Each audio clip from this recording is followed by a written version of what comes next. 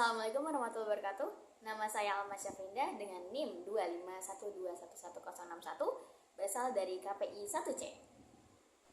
Di video kali ini saya akan melengkapi tugas metodologi studi Islam, yaitu dengan memaparkan materi-materi apa yang telah disampaikan oleh Prof. Dr. Inayah Romaniyah SAG M.Hum MA pada Rabu 3 September 2025 kemarin.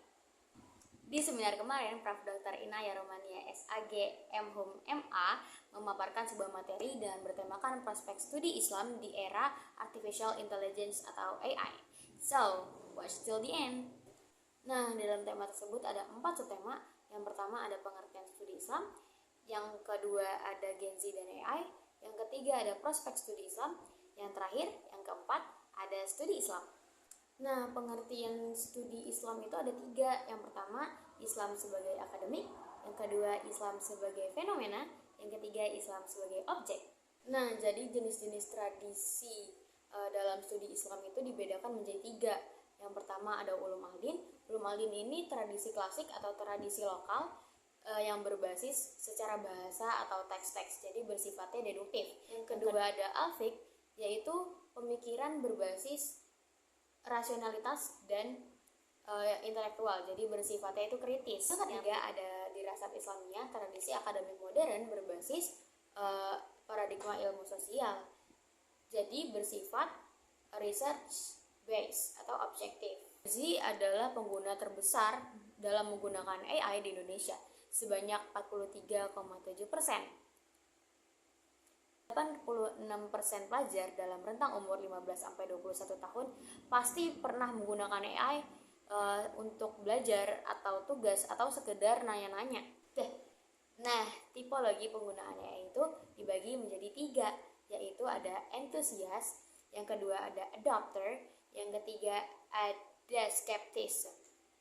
Nah, untuk AI entusiasnya itu sekitar 12%. Jadi 12%-nya itu percaya bahwa AI itu dapat bermanfaat bagi manusia. Nah, yang kedua itu ada ya adopter. Nah, adopter ini sekitar 66%. Jadi manusia-manusia yang sebenarnya ketinggalan nih penggunaan AI-nya, tapi mereka tetap pakai, tapi ya agak sedikit terlambat dari yang lain gitu. Nah, yang terakhir ada AI skeptis. Sekitar 22% orang itu kayak skeptis dengan penggunaan AI. Jadi mereka lebih mikir ke arah negatifnya daripada positifnya. Mereka skeptis gitu untuk penggunaan AI, kayak ini bener gak ya aku pakai AI? Ini kayaknya jahat deh kalau pakai AI. Penggunaan AI itu pasti ada kekurangan, ada kelebihan. Nah, kita bahas yang kelebihannya dulu. Nah, yang pertama ada peningkatan efisiensi penulisan. Nah, karena kita menggunakan AI, jadi kita merasa lebih cepat gitu. AI karena AI-nya itu membantu mengumpulkan informasi-informasi apa yang kita butuhkan. Jadi kita cepat untuk menyelesaikan tugas-tugas atau penulisan yang sedang kita kerjakan. Membantu akurasi penelitian. Karena kita menggunakan AI, jadi pastinya lebih mudah karena jurnal-jurnal pasti ada di AI. Jadi kita lebih akurat lah dengan menggunakan AI itu. Nah, yang ketiga ada pengurangan beban kerja. Of course, kalau pakai AI kita terasa terbantu banget. Apa yang kita perlukan pasti AI bakal jawab gitu kan. Nah, di dalam kelebihan pasti ada kekurangan. Yang pertama, kalau dalam penulisan menggunakan AI pasti ada plagiarism. Nah, jadi hati-hati yang bakal mau nulis-nulis makalah atau jurnal bakal kena plagiarism kalau full pakai ChatGPT. Yang kedua itu mematikan nalar kritis, karena kita nggak perlu mikir karena kita dibantu oleh AI. Nah, sebab itulah nalar kita bakal mati gitu. Nah, kita bahas ke problem Gen Z. Aku sebagai Gen Z juga merasakan hal-hal yang Gen Z lain juga rasakan. Yang pertama FOMO, fear of missing out.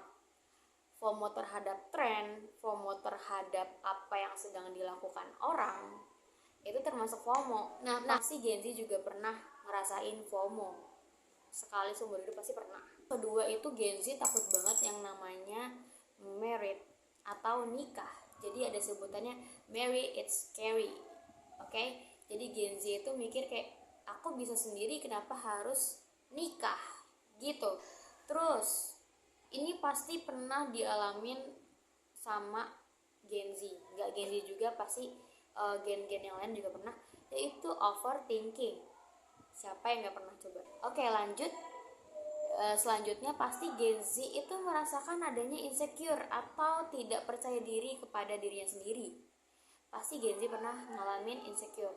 Segitu saja pemaparan materi-materi yang telah disampaikan oleh Prof. Dr. Inaya Romania SAG M.Hum MA yang telah dijelaskan oleh saya kembali. Kurang lebihnya mohon maaf. Wassalamualaikum warahmatullahi wabarakatuh.